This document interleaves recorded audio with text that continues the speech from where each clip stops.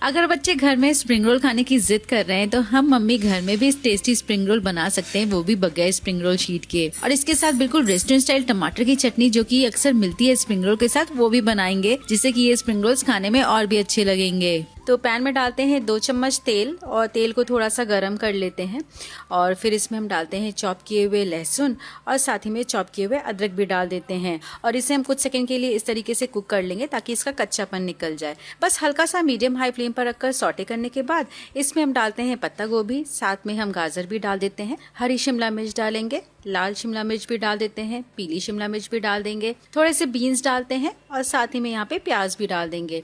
अब यहाँ पे सभी सब्जियों को हमें हाई फ्लेम पर रखकर सौटे करना है और आप यहाँ पे देख रहे हैं ना सब्जियों को मैंने किस तरीके से कट किया है। तो बिल्कुल पतला लंबा इस तरीके से कट करेंगे ना तो टेक्सचर बहुत अच्छा आएगा। और यहाँ पे सब्जियां आप जो खाना पसंद करते हैं वो ऐड कर सकते हैं। तो बस यहाँ पे हाई फ्लेम पर रखकर 2 से 3 मिनट के लिए सौटे कर लिया है।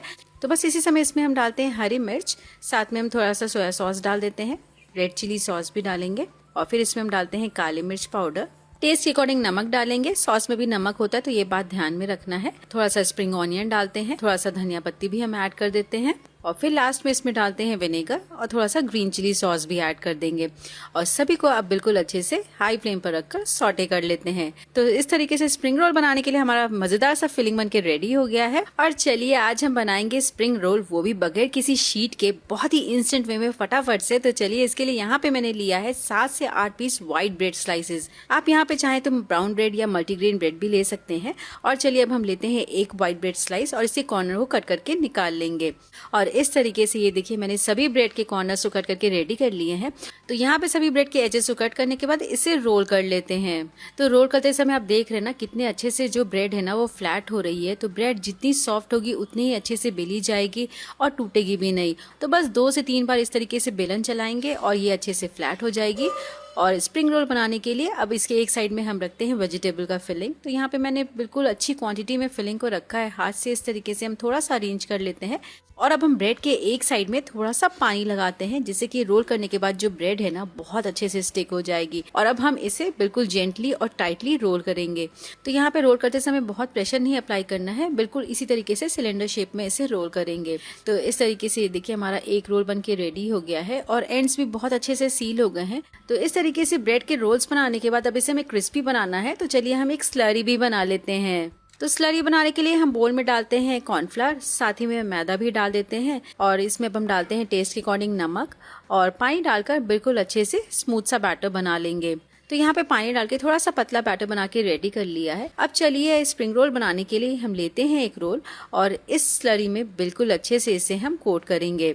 चारों ओर से अच्छे से कोट करने के बाद जो एक्स्ट्रा स्लरी है इसे हम निकाल लेते हैं और तुरंत ही इसे हम ब्रेड क्रम्स के साथ कोट करेंगे। अब यहाँ पे आप रोल के साइड में देख रहे हैं कि अच्छे से ब्रेड क्रम्स स्टिक नहीं हुआ है, फिलिंग दिख रही है। तो इस समय हमें करना क्या है कि साइड को जो है हम फिर से स्लरी में इस तरीके से डिप करेंगे और तुरंत ही इसे हम ब्रेड क्रम्स के साथ कोट कर लेंगे। और सेम इसी तरीके से दूसरे साइड को भी हम स्लरी में डिप करके ब्रेड क्रम्स के साथ कोट कर लेंगे। तो बस हमारे रोल्स रेडी है। इसे अब हम फ्रिज में रख देते हैं आधे घंटे के लिए। तब तक चलिए हम टमाटर की चटनी भी बना के रेडी कर लेंगे। तो चटनी बनाने के लिए हम पैन में डालते हैं लगभग आधा लीटर पानी और जब तक पानी हमारा गर्म होगा तब तक हम लेते हैं टमाटर और टमाटर को हम इस तरीके से स्लिट कर लेंगे। स्लिट करने से क्या होगा, स्किन बहुत जल्दी ही निकल जाती है। और एक एक करके सभी टमाटर को इस तरीके से स्लिट करके गर्म पानी में रखेंगे। और साथ ही में हम यहाँ पे पानी में 4 से 5 पीस खड़ी लाल मिर्च भी डाल रहे हैं जो कि बहुत तीखी नहीं है, ये कश्मीरी लाल मिर्च है।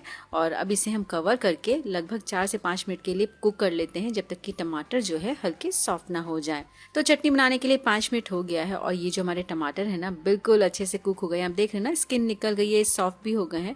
तो इसे अब हम पूरी तरीके से ठंडा होने के लिए रख देंगे। तो यहाँ पे देखिए कुक किए हुए जो टमाटर है ना थोड़े से ठंडे हो गए हैं और अब इसकी स्किन को हम इस तरीके से निकाल लेते हैं। तो देखिए बहुत ही आसानी से जो टमाटर का छिलका है ना वो निकल जा रहा है।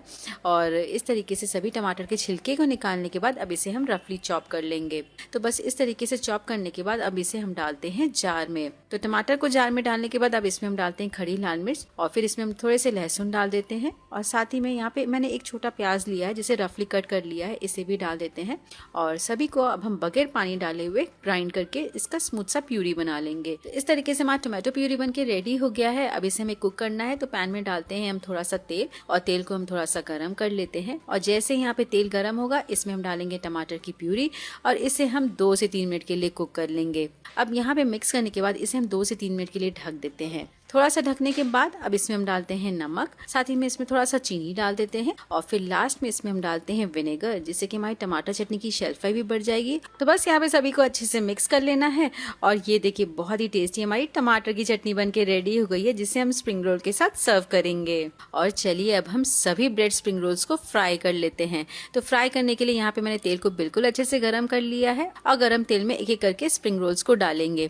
तो यहाँ पे तेल ठंडा नहीं होना चाहिए, नहीं तो जो ब्रेड है ना बहुत ज्यादा तेल अब्सॉर्ब करेगा। तो मीडियम हॉट ऑयल में रखकर इसे हम 1 से 2 मिनट के लिए ही फ्राई करेंगे, क्योंकि ऑलरेडी ब्रेड को कुकिंग में ज्यादा टाइम नहीं लगता है और अंदर जो फिलिंग है वो भी कुक हो चुकी है, इसलिए इसे बहुत ज्यादा हमें लो फ्लेम पर रखकर नहीं कुक करना होता है। और इस तरीके से ये देखिए हमारा बहुत ही टेस्टी कुरकुरा सा ब्रेड स्प्रिंग रोल बन के रेडी हो गया है। बहुत ही क्रिस्पी बना है। और चलिए अब इसे हम पैन से बाहर निकालते हैं और चलिए मैं आपको इसे तोड़कर भी दिखाती हूँ। ये देखिए तोड़ने के बाद जो अंदर की फिलिंग है ना कितनी कमाल की लग रही है और देखने के बाद कोई भी नहीं कहेगा कि इसे आपने ब्रेड से इतनी आसानी से बना लिया है। टेस्ट में बिल्कुल स्प्रिंग रोल की तरह ही लगता है और खाने में बहुत ही लाजवाब है। अच्छी बनी है।